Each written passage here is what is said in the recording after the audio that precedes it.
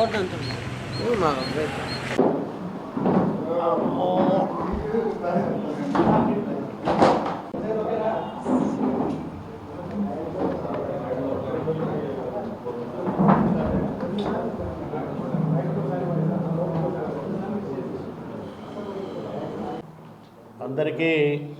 నమస్కారాలు. రాష్ట్రంలో శాంతి భద్రతల సమస్యను సృష్టించి పెట్టుబడులు రాకుండా చేయాలని, ఈ రాష్ట్ర అభివృద్ధిని అడ్డుకోవాలని అడుగడుగున వైఎస్ఆర్ కాంగ్రెస్ పార్టీ కుట్రలు చేస్తూ ఉంది. ఏడాది కాలంగా జగన్మోహన్ రెడ్డి వ్యవహార శైలి గమనిస్తే ఈ విషయం చాలా స్పష్టంగా మనకు అర్థమవుతుంది. జగన్మోహన్ రెడ్డి ఆ పార్టీ ఇచ్చిన కార్యక్రమాల్లోనే పాల్గొనడం లేదు. ఎక్కడైనా శవం ఉంటే తప్ప అక్కడికి వెళ్ళడానికి అతనికి మనసొప్పడం లేదు. శవాల చుట్టూ రాజకీయాన్ని నడిపే ప్రయత్నం చేస్తూ ఉన్నాడు. మొన్న పల్నాడులో జరిగిన ఉదంతాన్నే తీసుకుంటే ఎప్పుడో ఏడాది కిందట చంద్రబాబు నాయుడు గారు ముఖ్యమంత్రిగా ప్రమాణ స్వీకారం చేయకముందే జగన్మోహన్ రెడ్డి మాటలు నమ్మి వైనాట్ 175 అని పదే పదే చెప్పడం వల్ల నిజంగా వైసీపీ గెలుస్తుందేమోనే నమ్మి బెట్టింగులు కాసి డబ్బులు చెల్లించలేక ఆత్మహత్య చేసుకున్న వ్యక్తికి విగ్రహం పెట్టించడం, ఆ విగ్రహావిష్కరణకు స్వయంగా ఏడాది తర్వాత జగన్మోహన్ రెడ్డి వెళ్ళడం అత్యంత సిగ్గుచేటు. ఎవరికి విగ్రహాలు పెట్టాలి, ఎవరి విగ్రహాన్ని చూసి ప్రజలు ఏమి స్ఫూర్తి పొందాలి అనే కనీస ఇంగిత జ్ఞానం కూడా లేకోకుండా జగన్మోహన్ రెడ్డి ఈ రకమైన వ్యవహారాలు నడుపుతూ ఉన్నాడు. అంతకుముందేమో రౌడీ షీటర్లను అట్లాగే నేరాలు చేసిన వాళ్ళ కుటుంబ సభ్యులను పరామర్శించడానికి పొదిలి వెళ్ళాడు. అక్కడే వైసీపీ కార్యకర్తలు శాంతి భద్రతల సమస్యను సృష్టించే కుట్రలకు దిగితే ప్రభుత్వం నిలువరించింది. పల్నాడు పర్యటనకు ముందే ప్రభుత్వం పోలీసు శాఖ స్పష్టమైన ఆదేశాలు ఇచ్చింది. తక్కువ సంఖ్యలో వెళ్ళండి, ఎలాంటి ఘర్షణలకు గొడవలకు తావు లేకోకుండా ప్రశాంతంగా మీ కార్యక్రమాన్ని మీరు చేసుకోమని చెప్తే ఇంటి దగ్గర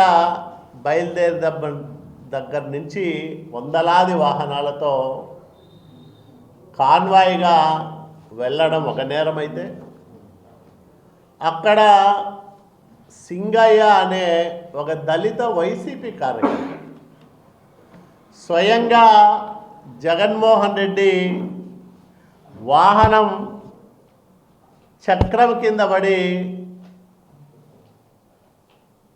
తీవ్రమైన అస్వస్థతకు అపస్మారక స్థితికి చేరుకుంటే, ఎక్కడైనా రోడ్డు ప్రమాదం జరిగితే మనం చూసి మన కారు ఆపి వాళ్లకు అత్యవసర చికిత్స అందే విధంగా చూస్తాం. కానీ జగన్మోహన్ రెడ్డి వికృత మనస్తత్వం ఉన్న ఒక వ్యక్తి కాబట్టి, విపరీతమైన మనస్తత్వం ఉన్న ఒక వ్యక్తి కాబట్టి సొంత కారు కింద తన పార్టీ కార్యకర్త పడి చావు బతుకుల్లో ఉంటే అతని సిబ్బంది ఆ సింగయ్యను ఈడ్చి ముళ్ళ పొదల్లోకి వేసి వెళ్ళిపోతారు. ఏం మానవత్వం అని అడుగుతా ఉన్నాం. మీరు మనుషులా?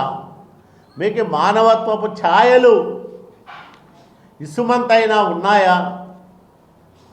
ఉంటే ఎవరైనా ఇట్లాంటి పని చేస్తారా? సొంత పార్టీ కార్యకర్త ఆ పార్టీ అధ్యక్షుడి కారు కింద పడి కొన ప్రాణాలతో కొట్టుమిట్టాడుతూ ఉంటే ఈడ్చి పొదల్లోకి వేసినంత రాక్షస మనస్తత్వం ఈ రాష్ట్రంలో జగన్మోహన్ రెడ్డికి తప్ప వేరే ఎవరికైనా ఉంటుందా అని నేను అడుగుతా ఉన్నాను. ఇంత దుర్మార్గం ఎప్పుడూ మనం చూడలే రాజకీయాల్లో.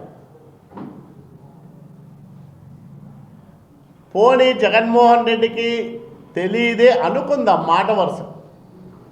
అంత జరుగుతాన్నా తెలియదని అనుకోలేదు, ఎందుకంటే అతను వాహనంలో లేడు, పక్కన ఫుట్బాల్ మీద నిలవన్నాడు.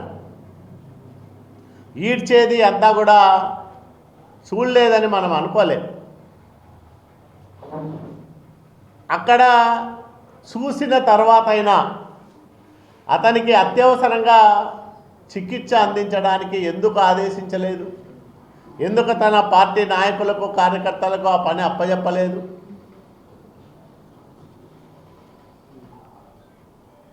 ఒక మనిషి పరామర్శకు వెళ్ళి ఇద్దరి ప్రాణాలను బలి తీసుకోవడం ఎంత నేరం? సింగయ్య మరణం వైసీపీ అధినేత జగన్మోహన్ రెడ్డి చేసిన హత్యగానే మనం పరిగణించాలి. ఖచ్చితంగా దీన్ని తీవ్రమైన నేరంగా చూడాల్సిన అవసరం ఉంది. ప్రమాదం కాదది. ఒక కార్యకర్త తన నాయకుడిని చూడ్డానికి వచ్చి ఆ నాయకుడి కారు కింద పడితే ఈడ్చి మొల్ల పొదల్లో వేసిపోతారంటే ఏమనాలి వీళ్ళని? పైగా పశ్చాత్తాపం వ్యక్తం చేయకుండా మరణించిన సింగయ్య కుటుంబానికి సానుభూతి తెలపకుండా తన పార్టీ కార్యకర్త చనిపోయినాడే అనే బాధ లేకోకుండా నిస్సిగ్గుగా నిర్లజ్జగా రోజు దానిపైన అడ్డంగా సమర్థించుకోవడానికి వైసీపీ తోడేళ్ల మందని మీడియా ముందుకు వదులుతూ ఉన్నాడు జగన్మోహన్ రెడ్డి. ఏంటి వైపరీత్యం? ఏమిటి పైశాచిక ఆనందం? ఎవరైనా మామూలు మనిషి చేసే పనేనా ఇది? చూస్తూ ఉన్నాం, ప్రతిరోజు ఒక 8-10 మంది వచ్చేది, నోటికి వచ్చినట్టు మాట్లాడిపోతూ ఉండేది.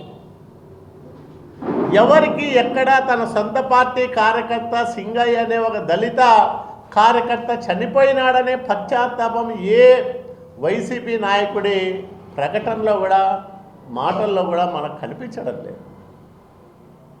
వైసీపీ కార్యకర్తలారా దయచేసి ఇది గమనించమని నేను అడుగుతా ఉన్నా వాళ్ళందరినీ. ఎవరిని నమ్ముకొని మీరు రాజకీయాల్లో పనిచేస్తున్నారో మీ నాయకుడు, ఆ నాయకుడు జగన్మోహన్ రెడ్డి తన సొంత కారు కింద పడి మరణించిన సింగయ్య మృతి పట్ల ఈ క్షణం వరకు కూడా సంతాపం తెలపలేదు, ఆ కుటుంబాన్ని ఆదుకునే ప్రయత్నం చేయలేదు. ఇప్పటికీ అడ్డదిడ్డంగా మాట్లాడుతూ ఉన్నారు వైసీపీ నాయకులందరూ జగన్మోహన్ రెడ్డి ఆదేశాలతో. మీరు కూడా ఆలోచన చేసుకోవాల్సిన సమయం ఆసన్నమైందని నేను వైసీపీ కార్యకర్తలకు కూడా విజ్ఞప్తి చేస్తూ ఉన్నా. ఎవరి నాయకత్వంలో మీరు పనిచేస్తూ ఉన్నారు, ఎట్లాంటి మనస్తత్వం ఉన్న వ్యక్తి దగ్గర మీరు పనిచేస్తూ ఉన్నారో ఒకసారి ఆత్మవిమర్శ చేసుకోమని నేను వాళ్ళకు కూడా విజ్ఞప్తి చేస్తూ ఉన్నా. ఇట్లాంటి వాళ్ళు రాజకీయాల్లో ఉండడానికి అర్హులు కాదు. ఎవరైతే ఆ కారు నడిపారో ఏఆర్ కానిస్టేబుల్, అతనితో పాటు ఆ నేరంలో జగన్మోహన్ రెడ్డికి కూడా సమానమైన భాగస్వామ్యం ఉంది కాబట్టి అతన్ని కూడా చట్ట ప్రకారం కఠినంగా శిక్షించాల్సిందే అని ఈ సందర్భంగా తెలుగుదేశం పార్టీ పక్షాన మేము డిమాండ్ చేస్తూ ఉన్నాం.